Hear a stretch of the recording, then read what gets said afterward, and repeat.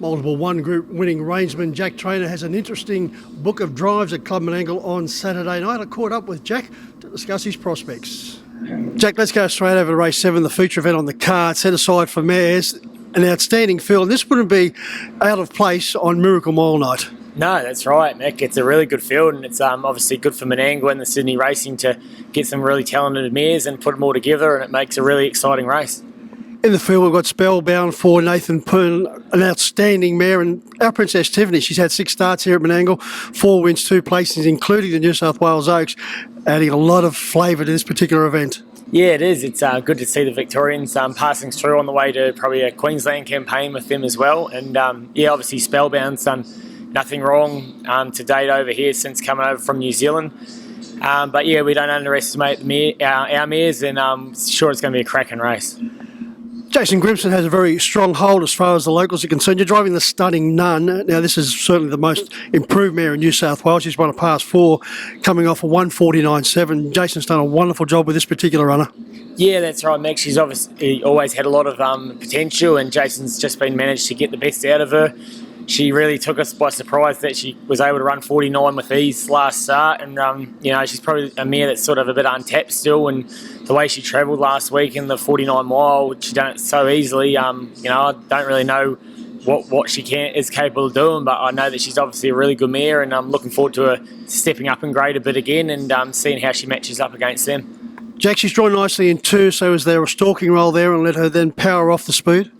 Yeah, we'll just see how she is on the gate. I think she's probably showed she's better coming from behind chasing. But in saying that, we won't be dying wondering either. I'm going to let her run the gate, and we'll be definitely got a few options from the draw. A stablemate, Rock and Roll Angel. You've had limited experience behind her, but she's certainly a very tough and talented mare. Yeah, she is, and she done pretty well first up. She rolled along in front, and she was always going to improve from the run. She's one of the older mares in the field now, but she's tough as nails, and I'm sure she's going good into this race also. Jack, also in the race is Ruby's for Tash once again for Jason. Now, she was going in outstanding form here prior to Bankstown. Second row, smaller track. Do we just forget that run? Yeah, you do, Mick. She just never felt the same on Bankstown. I don't want to make too many excuses, but she just didn't pull up that great either, and Jason's addressed that and thinks he's all over it. And he said on her work the other day she's back to her best, and she's just a very, very high-speed mare. So if by something happens up the front and the speed's a bit too hot, then definitely be looking for her late. She's definitely not out of this. I don't think they'll be loafing at all. Yeah, I don't think there'll be any loafing there, Jack. But let's get back to the start of the program. Pocket of Terror. This is a wonderful race to start the proceedings off. Yeah, it is. It's a really good free-for-all, and you could probably put a pin through his run too last start. I just copped a little bit of a check from my inside and then also from my outside, so I felt like he was just starting to wind up when I had to grab hold.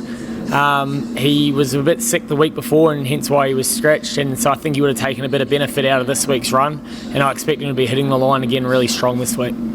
Yeah, as you said, a very strong event indeed, but that draw will certainly help you give him a good run. Yeah, he should just be able to be tucked away handy without having to do too much. Obviously, there's some nice horses in it, so he's going to have to be in his best, but I really think you can put a pin through last week's run, and I expect him to go a good race. Over to race 2, Peter Russo's got Jimmy Locke racing in superb form. Yeah, he does. He's a nice high-speed horse, and you're right, Pete's been done a great job of him, and he's in real consistent form at the moment, so hopefully he goes his normal, genuine race. It appears, Jack, to be enjoying stepping up in class with the speed on, and he's allowed to just do his own thing. Yeah, that's right. He's a speed horse himself, so when you can just drop him out at the start and save him for one run, I think that's when you see the best Jimmy.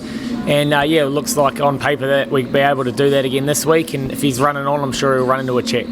Over to race 3, you've got 2 runners, Never Been Said, a newcomer to the stable. 2 very fine performances in My Flying Art, which is drawn in the middle of the line.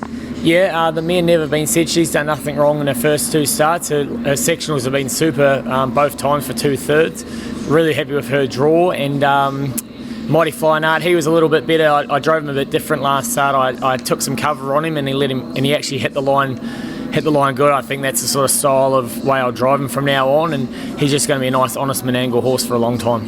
Your drive of the 2, Jack? At this stage, I'll drive Mighty Flying Art, and I'll try and book Blake Fitzpatrick for Never Been Said. I was very keen on the prospects of Makoa in race 5, beautifully drawn in gate 1, which is going to be a big bonus in this particular field. Yeah, that's right. He went really good last start. His best work was his last 100. he come wide around the corner, which is not really his best. He loves being on the fence. So got Jack Callaghan on there with the claim this week. He gets into a race really nicely, and with any bit of luck, I'm sure he'll be hitting the line strong too.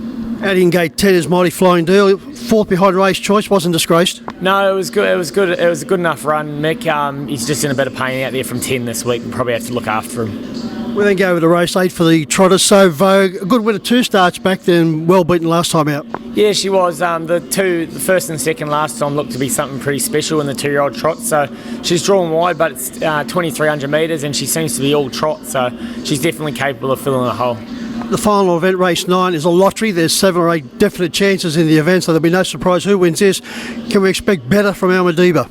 Yeah, his run last in the claiming races was a lot better. He was a little bit unlucky. I just wanted to see him hit the line rather than going back through the field, which he did so, and he's trained on since then. So, like you said, it's a pretty even field. He's just drawn a little bit awkwardly, but I'll be disappointed if he goes a bad race. Jack, it's a wonderful book of drives on what's going to be an outstanding night of racing. As I said, I thought McCull was one of your better bets as far as the drives. What do you think? Yeah, I think Marco has a really good chance, and I also think never been said the way she's been racing with some luck's got to be a chance too. Well, Jack, the punters are certainly going to be putting their faith in you on Saturday night with that wonderful book. Good luck. Awesome, thank you very much.